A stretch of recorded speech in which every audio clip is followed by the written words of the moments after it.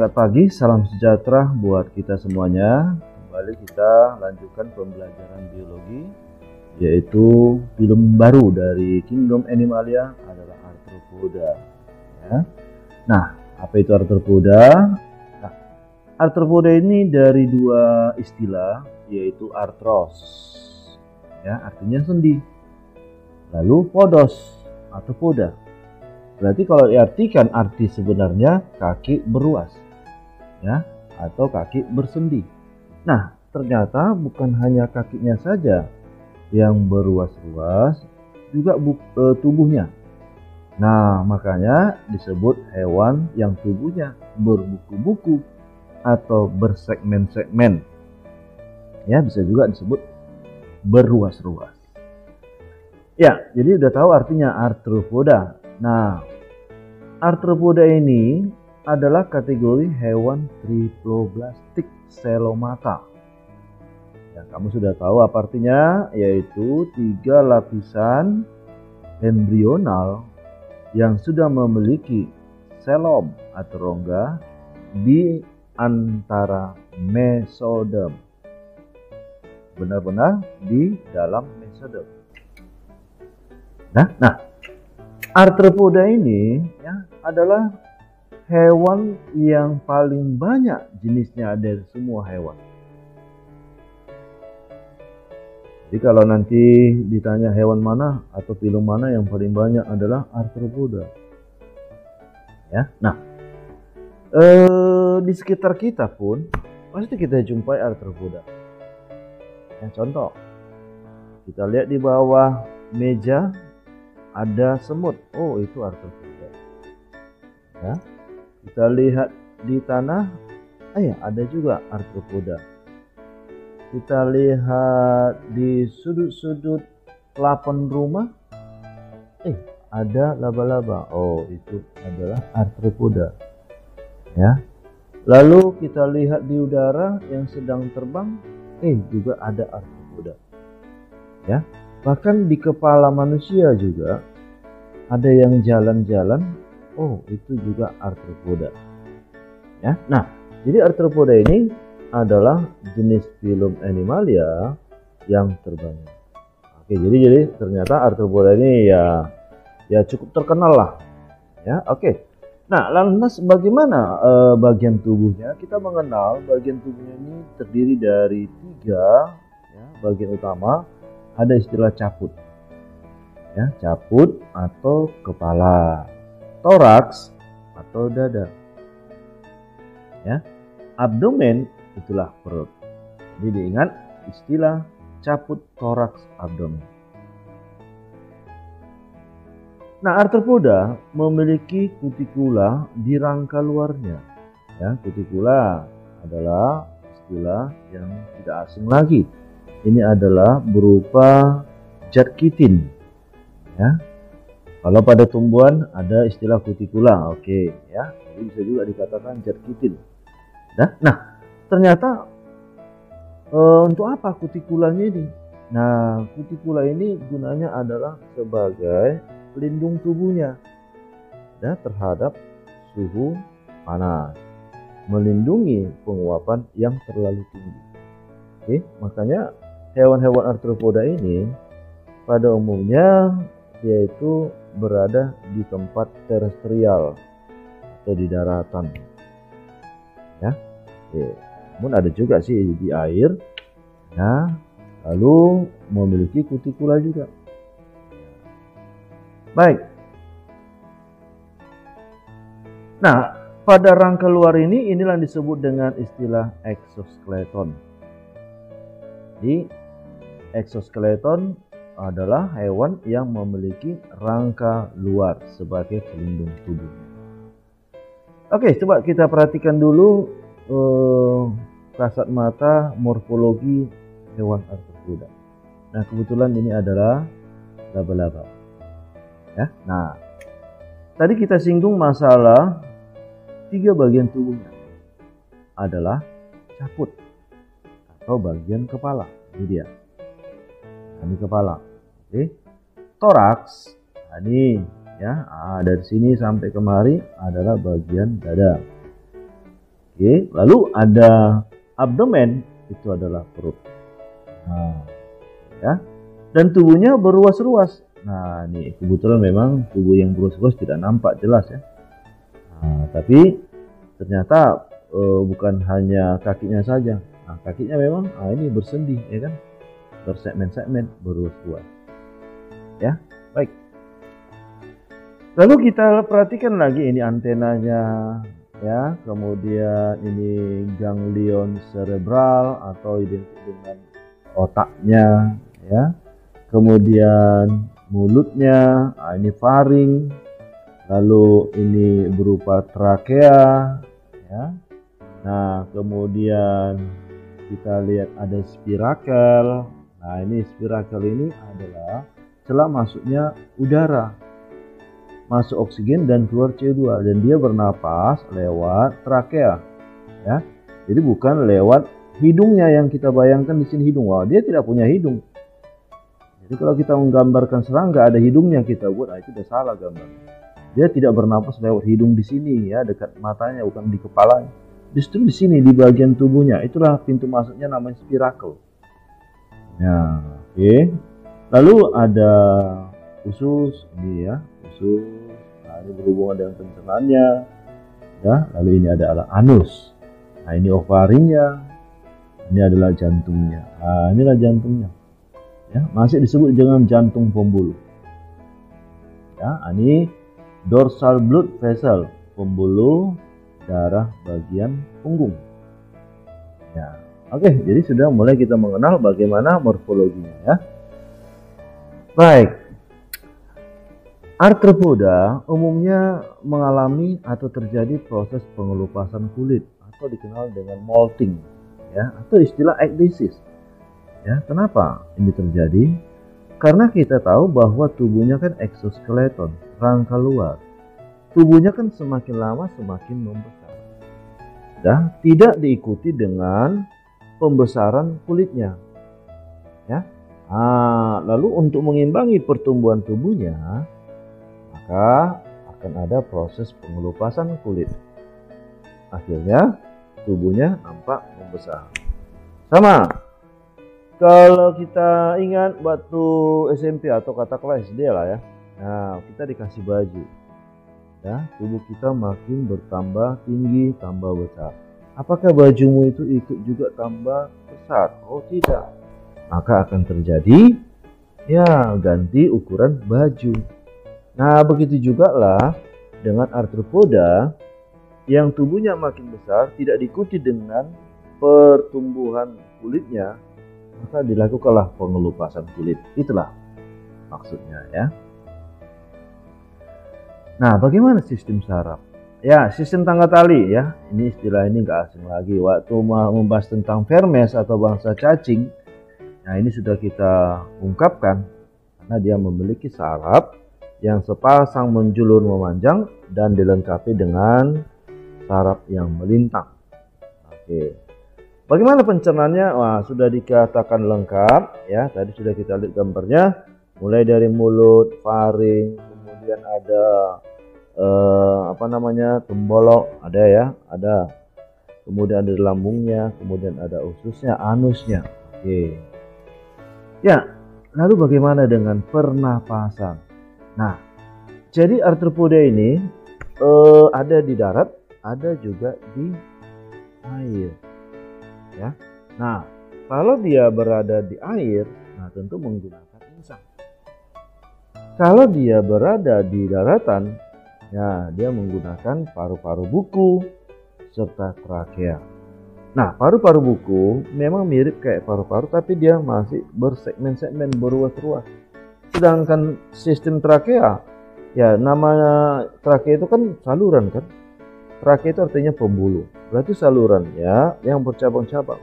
Itulah nanti akan kontak dengan sel-sel tubuhnya untuk mengalirkan oksigen dan mengeluarkan CO2. Ya. Kemana? Ke spirakel tadi ya. Nah, tadi sudah kita tunjukkan spirakel adalah celah masuknya udara. Gitu. Ya. Nah, lantas bagaimana dengan sistem ekskresi? Sistem ekskresi atau sistem pengeluaran sisa metabolisme ada istilah pembuluh Malpighi atau tubulus Malpighi sama ya. Lalu ada kelenjar hijau ya. Nah, jadi pada kelompok arthropoda ya ini dia memiliki dua macam, tapi bervariasi ya, bukan berarti dua-duanya ada, enggak ya. Ada yang punya tubulus Malpighi, ada yang punya kelenjar hijau. Ya, baik, sekarang kita lihat perbandingannya. Nah, inilah suatu gambaran ya struktur tubuh arthropoda. Yang kita tinjau di sini adalah bagaimana dengan alat ekskresinya. Ini ya, kelenjar hijau. Ini gambar apa ini? Ini gambar udang-udangan.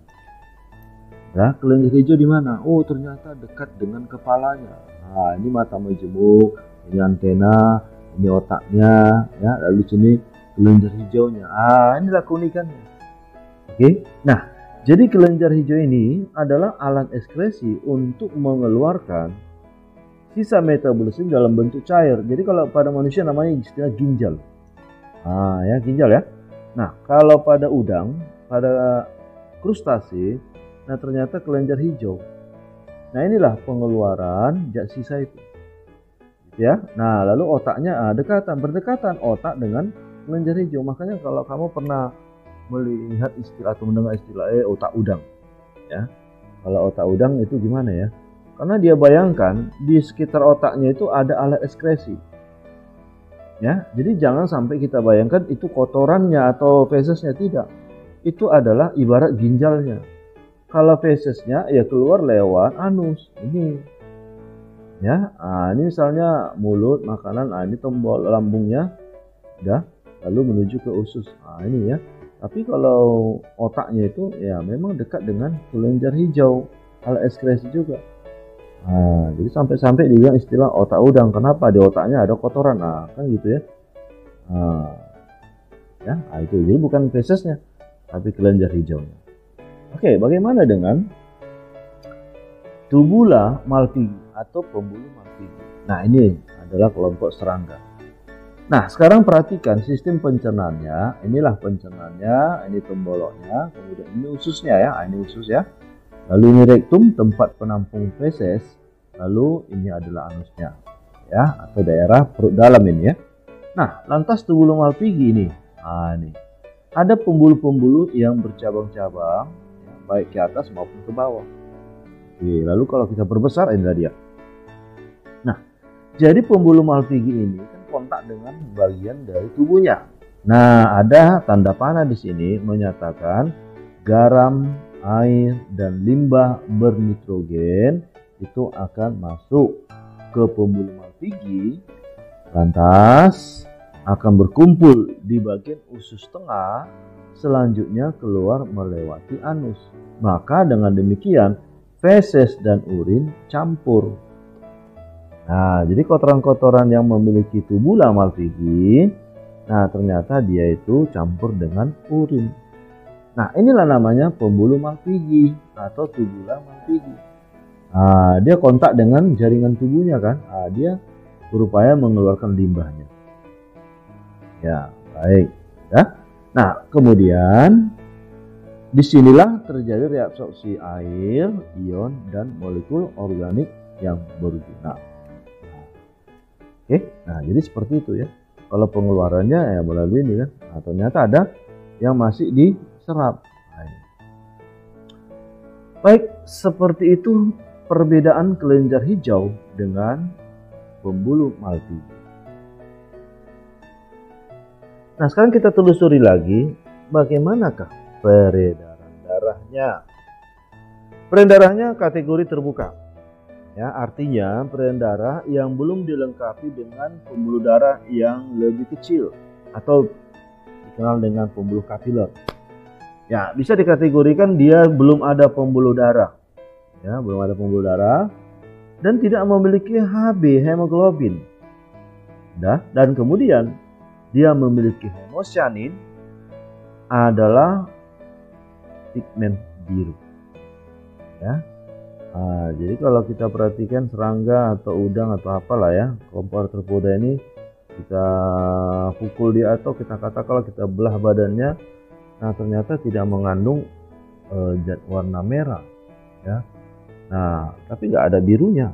Nah, memang benar kalau biru secara nyata biru tidak, ya. Tapi karena dia masih kategori kadarnya kecil, maka jika dilihat di bawah mikroskop baru nampak pigmen biru, ya. Nah, itu ya. Jadi hemocyanin ini berupa cairan tubuhnya atau identik dengan darahnya, ya. Baik. Lalu jantungnya masih jantung pembuluh, ya, dan darahnya ini yang disebut dengan hemolimpa, ya, atau bisa juga dikatakan hemosoel. Nah, ya, jadi darah itu disebut dengan hemosoel atau hemolimpa. Baik, lantas bagaimana dengan reproduksinya? Reproduksi dikategorikan seksual dan dioecious. Dioecious itu artinya ya sama dengan gonokoris. Di satu individu, satu jenis alat kelamin. Ada aseksual? Ada. Aseksual ini adalah parthenogenesis. Ya, mungkin masih ingat ya apa itu parthenogenesis. Nah, individu terbentuk dari ovum tanpa pembuahan loh. Ya. Tanpa dibuahi dibuahi sperma ovumnya bisa jadi individu, tapi individu ini adalah steril. Artinya steril itu artinya mandul, ya kan? Loh, kok bisa mandul? Ya karena tidak melibatkan sperma. Maka untuk keturunan berikutnya ya nggak ada lagi, ya kan? Nah, tapi jangan silap. Udah ada kelompok-kelompok serangga, ya. Walaupun dia ada yang parthenogenesis, tapi ada juga yang seksual. Jadi yang secara seksual itulah bakal menjadi raja baru, ratu baru. Tapi kalau tidak dibuahi, itulah menjadi pekerja atau prajurit, ya, menjaga sarangnya. Nah, itu mereka adalah memiliki komunitas. Ada sebagai raja, ada ratu, ada pekerja, ya, ada apa namanya itu tentaranya lagi, ya. Untuk pekerja ini biasa mencari makan, ya. Nah, kalau komunitas serdadu, ya, tentaranya itu untuk menjaga sarangnya. Nah, jadi mereka juga komunitas, ya. Untuk apa itu? Lebah, ya. Kemudian ya ada istilah kutu daun, ya. Kemudian rayap, itu, ya. Baik, nah sekarang ini gambar yang berhubungan dengan peredaran darahnya, ya. Nah, lihatlah jantungnya. Inilah jantung pembuluh. Ini semuanya yang berlekuk-lekuk itu adalah jantungnya, ya, jantung pembuluh. Nah, jadi dia berupa pembuluh besar, kan disebut dengan jantung pembuluh. Nah, kemudian ada ostia. Ostia ini adalah berupa seperti celahnya, ya. Oke, sekarang kita perhatikan. Pembuluh anterior itu berarti bagian depan, ya. Kalau di sini ya ini tidak ada yang posterior, ya. Nah, dia langsung ke jantung pembuluh. Lalu ada pembuluh lateral. Nih, lateral berarti ke samping. Nah, jadi ketika jantung pembuluh ini berkontraksi, maka darah akan keluar, ya, keluar.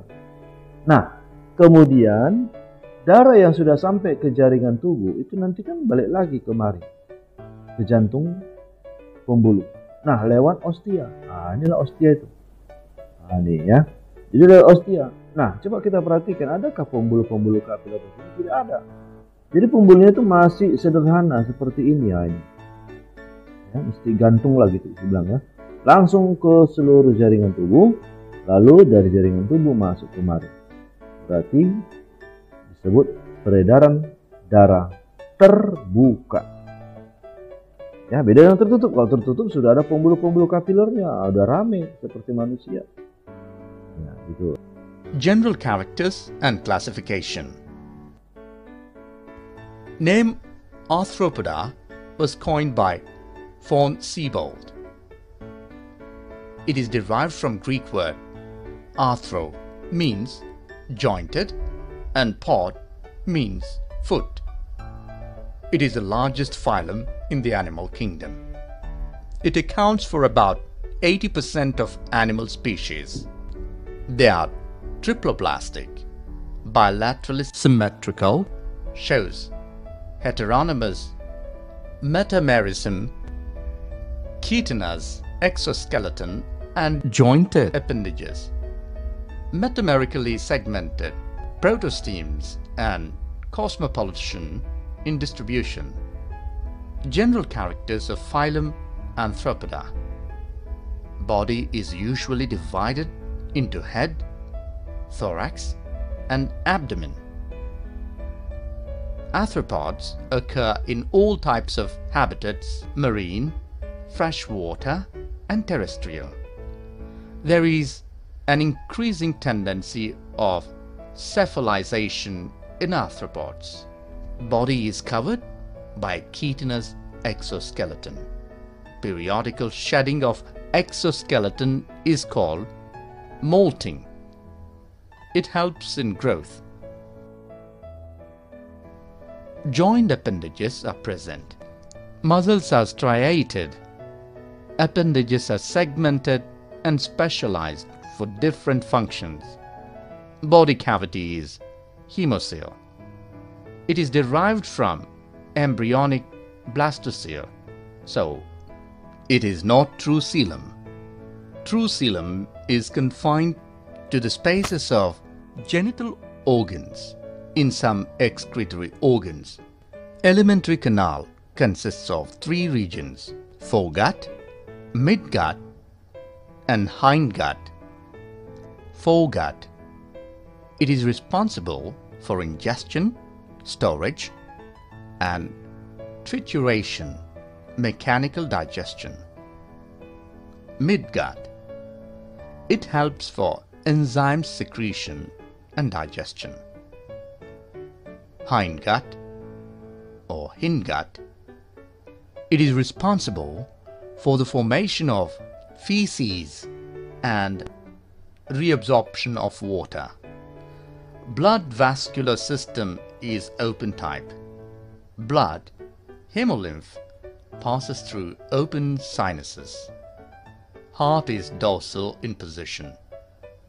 In crustacean and aconids, hemolymph contains copper-containing respiratory pigment called hemocyanin. Sekarang kita ulas bagaimana klasifikasi arthropoda. Pembagian arthropoda itu berdasarkan struktur tubuh dan kaki. Ya.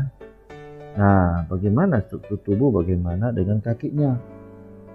Nah, untuk lebih gampang mengingat apa-apa saja klasifikasi arthropoda, nah inilah passwordnya kami. Kami itu dari kata krustase, Arachnioidea, M-nya Myriapoda, lalu Insecta. Itulah cara mengingatnya. Kami, ya. Baik, kita ulas satu persatu. Yang pertama adalah krustase. Nah, krustase ini adalah kelompok udang-udangan atau kepiting. Ya, bagaimanakah hal yang perlu kita catat atau kita ingat khas dari krustase? Nah, ternyata dia memiliki kulit yang keras atau dikenal dengan carapax. Ya, coba bayangkan udang kepiting ya. Saya yakin kamu pernah memegang bahkan ya mengkonsumsinya. Kulit yang keras itulah carapax. Nah, krustase ini sebagian besar hidup di air. Bagian besar hidup di air, berarti terus bisa bayangkanlah apa alat pernapasannya. Oke. Nah, ternyata dia memiliki 2 bagian tubuh. Ya, tadi kan kita singgung 3 bagian tubuh. Ya, di sini 2 bagian tubuhnya. Ya, nah 2 bagian tubuhnya itu apa saja? Nah, kita lihat. 2 bagian tubuhnya adalah kepala dan dada, atau dikenal dengan cephalothorax. Lalu satu lagi perut atau abdomen. Jadi sebenarnya ini 3. Cuman karena kepala dan dada menyatu, maka disebut dengan satu bagian saja, namanya cephalothorax. Ya, cephalothorax. Nah, ini cephal artinya kepala, thorax dada.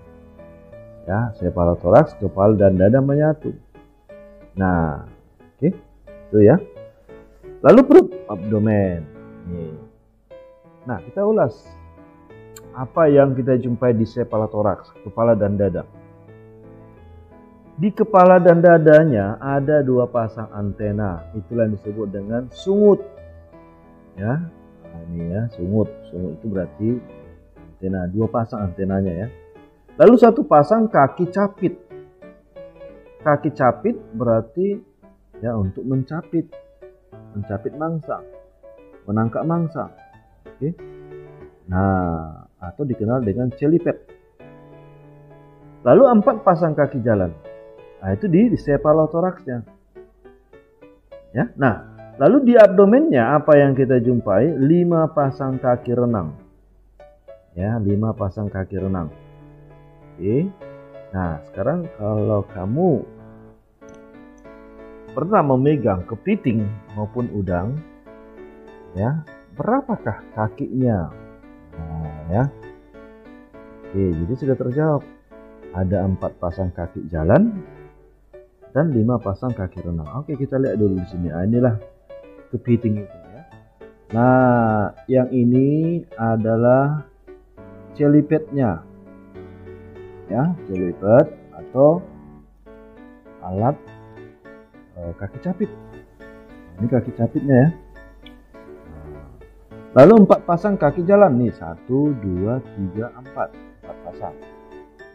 Ya, ini ya, beserta dengan alat capit dan menjadi, ya bisa juga dikatakan untuk jalan juga, membantu alat jalan juga kan. Tapi yang paling utama adalah 4 pasang ini ya, kaki jalan. Oke, jadi kalau kita jumlahkan ya bisa dikatakan 5 pasang ya.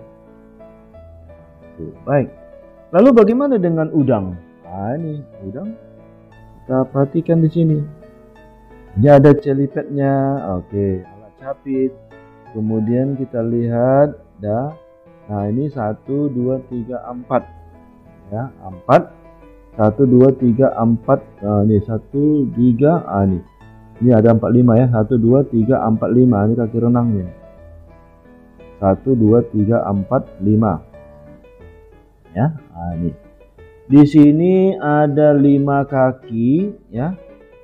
Ya, lalu di sini ada 5 kaki pasang renang ya, 5 pasang kaki renang. Oke, 1, 2, 3, 4. Oke, ini 4 pasang kaki. 1, 2, 3, 4, 5. Nah, ini berarti bagian ujungnya ya. Nah, ini masih bagian apa istilahnya itu? Kayak apa ya? Cangkangnya. Kan paling ujung ya. Nah, jadi ini untuk jalan, sedangkan ini untuk renang. Dan sekaligus kaki renangnya ini untuk menyimpan telur-telurnya. Nah, bisa ya, kaki renangnya ini bisa sekaligus tempat penyimpan telurnya. Nah, jadi ternyata ini ada sedikit perbedaan. Ya, tapi kalau pada prinsipnya kakinya itu ya, inilah 4 pasang kaki ya. Lalu 5 pasang kaki renang. Ya, baik. Nah, bagaimanakah sistem ekskresinya? Ya, sistem ekskresinya ini adalah kelenjar hijau di pangkal antena. Ya, tadi sudah kita singgung ya. Sistem sarafnya maupun indera, yaitu sistem tangga tali sudah. Lalu ada ganglion otak yang berhubungan dengan mata, antena, dan keseimbangan statosista. Ini sudah pernah kita dengar waktu di moluska sebagai alat keseimbangan, yang juga berada di pangkal antena. Ya, jadi dekat dengan otaknya. Nah, lantas bagaimana reproduksinya? Reproduksinya itu adalah secara ya gonokoris ya, jantan betina terpisah. Lalu dia itu adalah fertilisasi internal. Ya. Nah, seperti ini tadi ya. Oke. Baik. Lalu krustase ini dibagi menjadi dua subkelas. Ada Entamostraka atau udang-udangan kecil, ya. Ini pada umumnya adalah sebagai zooplankton, atau bisa dikatakan sebagai makanan ikan yang berukuran kecil, ya.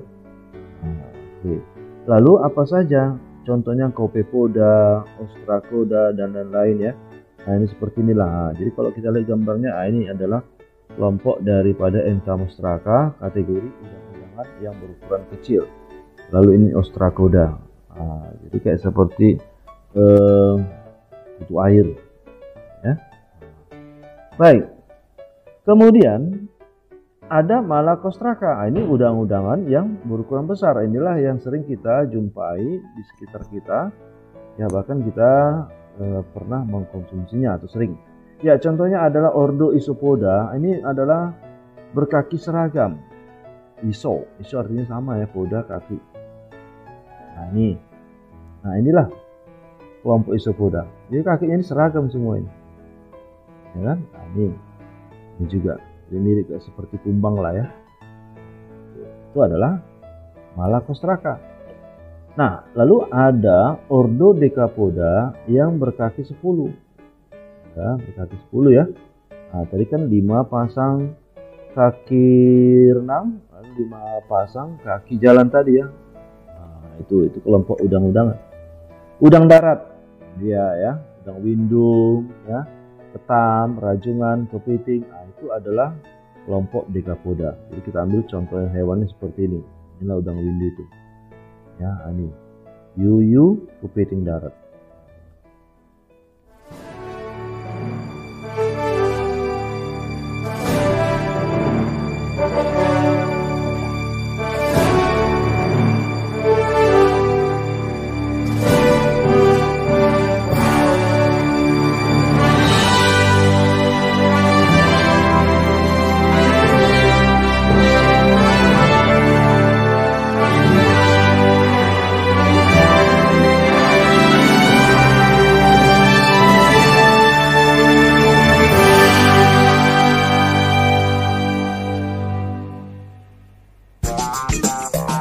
Hey guys, in this video we will be talking about crustaceans.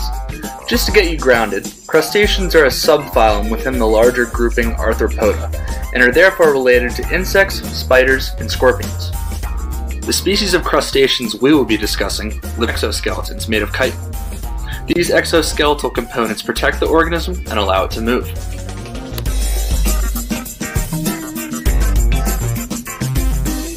Their body segments are divided into specialized functional units called tegmata, which typically consist of a head, thorax, and abdomen. Crustaceans also have jointed appendages, which serve a wide variety of feeding, sensory, and locomotive functions.